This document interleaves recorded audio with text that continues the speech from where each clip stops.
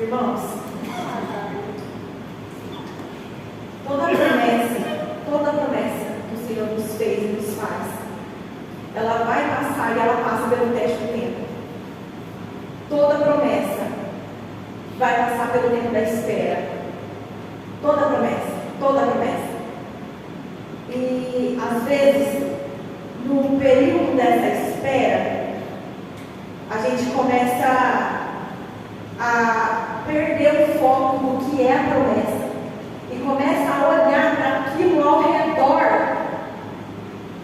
antes de chegar na promessa, porque é óbvio que o diabo ele não quer que nós concluímos a promessa, porque ele sabe muito bem que se nós retrocedermos, nós não vamos alcançar. Ele sabe que se nós murmurarmos, a gente vai atrasar para que essa promessa se chegue. E até mesmo podemos perder de usufruir, de tomar posse dessa promessa por conta da murmuração, por conta de olhar as circunstâncias. E nessa tarde eu estava orando ao Senhor, orando a Deus pelo culto, porque às vezes eu chego aqui na igreja e vou fazer uma coisa ou outra, e às vezes eu não consigo ajoelhar aqui e me dedicar à oração. Então eu fiz um propósito mesmo com Deus. Então na minha casa, antes de vir para a igreja, eu já queimo a minha lenha lá. No sentido, até comentei com a minha filha, eu falei, Manu, se prepara para ir para o culto. Porque muitas vezes a gente chega aqui na igreja e eu não senti nada. Ai, não aconteceu nada. Mas por quê? Porque a gente vem com a nossa mente tão cheia de coisas, nosso coração tão cheio de coisas, que até a nossa mente e o nosso coração se desligar aqui, já está na hora da palavra. Aí a gente perde o que Deus está ministrando no louvor, a gente perde o que Deus está ministrando nas saudações dadas e perde metade da pregação. A hora que você aquece, acabou a pregação. Então eu tenho aprendido a começar o culto na minha casa, a me preparar na minha casa, porque quando eu chego aqui eu estou pronta. A lenha está pronta para queimar. Eu estou pronta para receber de Deus, porque eu estou já, sabe? Digamos assim, em espírito, sabe? Prestando atenção em tudo que Deus está fazendo, em tudo que Deus vai fazer. E eu aprendi, enquanto eu orava pelo culto hoje à tarde, Deus me deu uma passagem falando sobre Caleb. E eu fui ler sobre Caleb rapidamente, eu passei o olho assim, tipo, eu já sabia da história, mas sabe quando você vai relembrar a história lendo? E me chamou muita atenção quando Caleb disse, no livro de Josué, capítulo 14, no verso 10, Caleb fala assim, agora veja, faz 45 anos que o Senhor Deus disse essas coisas a Moisés. Isso foi no tempo em que o povo de Israel atravessava o deserto, e o Senhor me tem conservado com vida até hoje. Olha para mim, eu estou com 85 anos e me sinto tão forte hoje como no dia em que Moisés me mandou espionar a terra. Ainda tenho bastante força para combater na guerra e para fazer o que for preciso. Eu falei, eita glória! Faz 45 anos que Deus fez uma promessa para Caleb. E Caleb estava com 85 anos quando Deus realizou a promessa na vida dele. E Caleb estava como forte, como há 45 anos atrás. Será que nós estamos fortes como no dia em que o Senhor nos fez uma promessa? Será que nós estamos prontos para continuar guerreando, a continuar lutando, a dar o toque final para romper a última porta, como na primeira vez, no primeiro dia em que Deus nos fez a promessa? E eu tinha me esquecido do contexto do texto, e eu fui reler essa história lá em Números, capítulo 13, e eu fui ver a promessa, porque aqui Caleb está dizendo que ele estava forte como no dia em que o Senhor fez a promessa para ele. E eu disse, deixa eu ver que promessa foi essa, como que foi a história dessa promessa. E a história dessa promessa foi o seguinte: Moisés mandou 12 espiões. Moisés não é igual anciãos, é difícil botar o S no plural dessas palavrinhas. Mas Moisés, ele mandou 12 homens para espionar a terra de Canaã.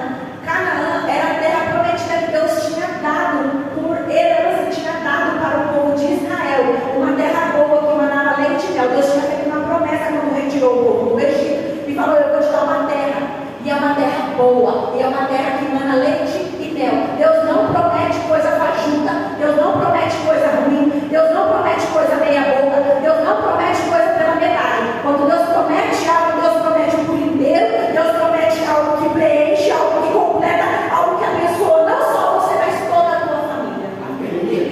E Deus mandou, e Moisés pediu para que 12 homens fossem vigiar, fossem espionar essa terra. E Moisés dá algumas instruções. Moisés fala assim: dá uma olhada, vê se lá o povo é forte ou fraco, vê se lá a terra é boa ou ruim, vê se lá acontece isso, aquilo, pega um pedaço de uma árvore para ver como que é o fruto de lá. E Moisés dá algumas instruções para esses espias. E eles ficam lá por 40 dias espionando a terra de Canaã que Deus tinha prometido para o povo. E quando esse povo volta, eles voltam com um relatório para Moisés. E eles falam: de fato a terra é boa, de fato tudo lá é bom. Olha só as uvas que tem lá, olha as coisas que tem lá. E no verso 17 de Números 13 vai falar assim: ó, nós fomos até a terra onde você nos enviou. De fato, a terra é boa e rica, como se pode ver essas frutas. Mas os que moram lá são fortes, e as cidades são muito grandes, e tem muitas muralhas. Além disso, vimos ali os descendentes dos gigantes. Esses espiões, esses homens que ficaram lá observando essa terra, eles espionaram a terra por todo o ângulo dela. Não sei se é aquilo que fala, mas só para resumir. Por exemplo, a cidade ela tem um perímetro e eles ficaram em pontos assim, espionando essa terra. E eles viram tudo o que acontece na terra, porque eles ficaram lá 40 dias e voltaram com um grande relatório para Moisés. E de fato a terra era rica e era muito boa. Só que esses homens, eles olham mas daí o povo de lá é muito forte, porque eles são gigantes, porque eles sabiam que eles tinham que tomar aquela terra. Sabe? Eu tenho observado, eu tenho lido a Bíblia e tenho observado que muitas vezes nós não desfrutamos do que Deus está dizendo através da tua palavra, ou do que Deus está dizendo, usando pessoas para nos dizer algo, porque nós somos carnais. Porque o crente carnal, ele não entende o sobrenatural de Deus. Ele não entende a força que ele tem, ele não entende o que ele pode alcançar, ele não entende o que Deus está dizendo. Deus está falando: a terra é boa, eu vou te dar essa terra aqui.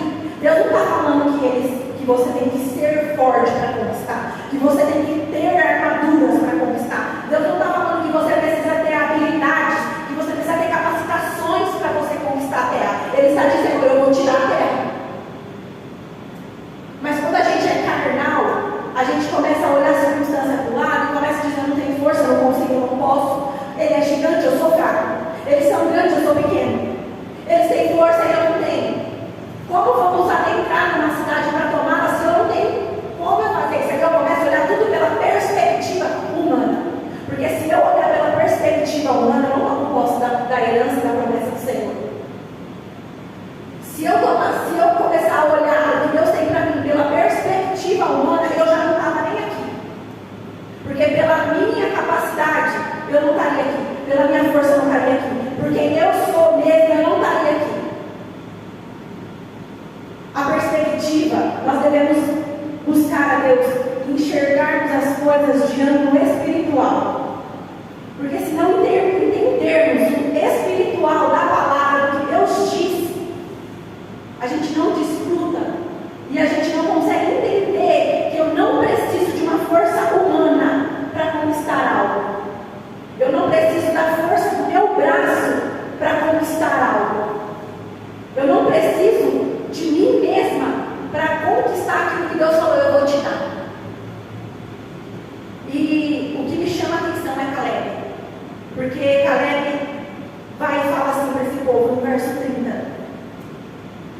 Fala que Caleb fez o povo se calar, dizendo: vamos atacar agora e conquistar a terra deles. Nós somos mais fortes e vamos conseguir isso. Caleb estava visando o espiritual. Caleb estava olhando com os olhos espirituais.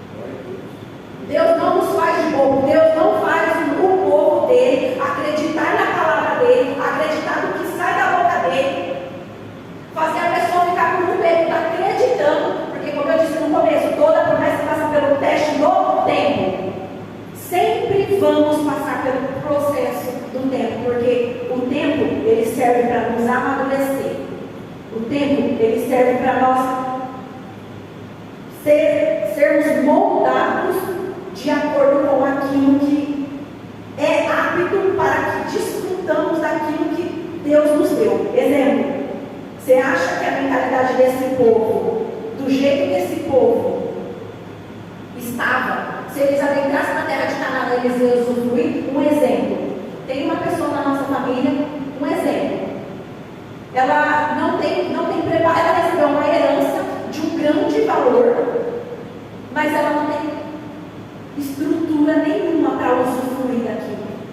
Que Deus aguarde a livre de perder o que ela tem, mas a pessoa não tem estrutura para usufruir daquilo. Por isso que toda promessa passa pelo teste do tempo, porque Deus vai nos estruturar espiritualmente, emocionalmente, fisicamente, em todos os sentidos, para que nós possamos usufruir, para que a gente não venha perder aquilo que Deus deu. E esse povo, e Caleb, ele é corajoso.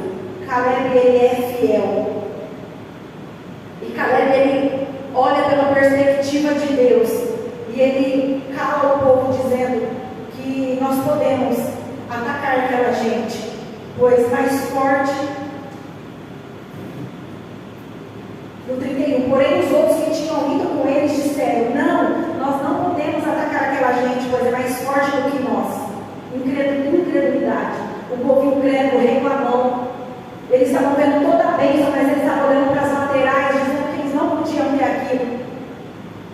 Eles estavam sendo incrédulos, começaram a espalhar falsas notícias, começaram a espalhar, no verso 32, começaram a falar que aquela terra não produz o suficiente nem para alimentar os moradores, os homens que eles viram eram muito altos, e blá blá blá, e blá blá blá, começaram a inventar mentiras para desanimar todo aquele povo, que no final das contas,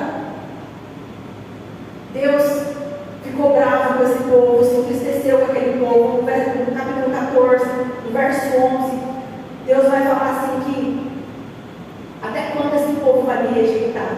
Até quando não vão crer em mim, embora eu tenha feito tantos milagres entre eles? Sabe? Algo que é de apoio para nós é sempre nos lembrar de tudo aquilo que Deus já realizou nas nossas vidas, porque isso é combustível para a gente aplicar no que a gente passa hoje e se lembrar: até aqui o Senhor me ajudou, porque outrora, em uma situação muito pior, o Senhor me ajudou, me sustentou e me fez vencer. Por que hoje Ele não faria isso? Porque o Senhor, Ele não muda, Ele é o mesmo ontem, Ele é hoje e Ele será eternamente. Deus, Ele não muda. Se Ele falou que vai fazer, Ele vai cumprir. Se Ele prometeu, Ele é fiel. Deus não é filho do homem para que minta, e não é filho do homem para que minta, e não é filho do homem para que se arrependa. Deus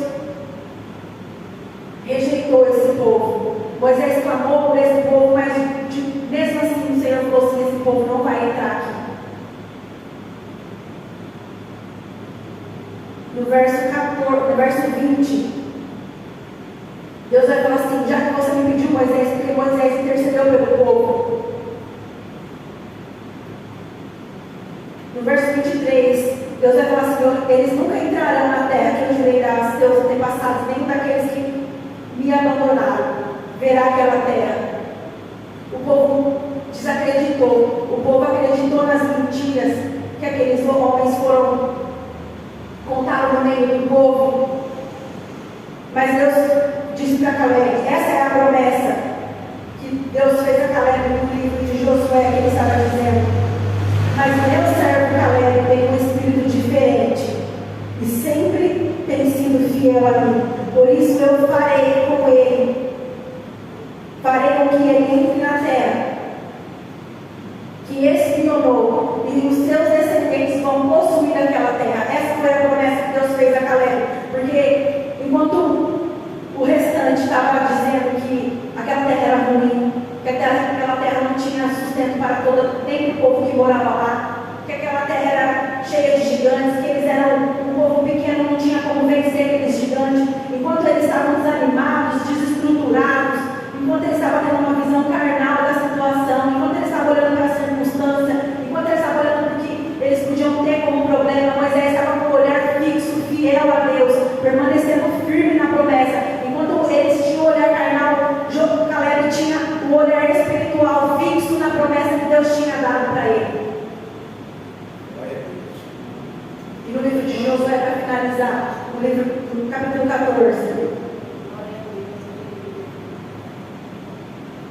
termina dizendo que, no verso 14:13, então Josué abençoou Caleb, filho de Jefoné, e lhe deu a cidade de Hebrom para ser uma propriedade.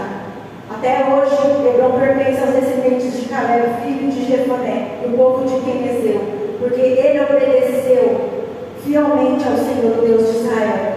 Irmãos, que possamos ficar firmes na promessa do Senhor, sem olhar para o lado, sem olhar para as circunstâncias, sem acreditar nas mentiras e no engano que o diabo nos sonda todo dia, lançando nas nossas mentes mentira que não vai dar certo, que você não vai conseguir, que você é fraco, mentira que o seu familiar não vai ser salvo, mentira que você não vai conseguir um emprego melhor, mentira que o seu salário não vai render naquele mês. Olhe com os olhos espirituais, acreditando. Não pereça por incredulidade, mas vença acreditando que Deus ele é fiel e justo para cumprir aquilo que Ele nos prometeu. Amém, igreja? Eu agradeço a oportunidade.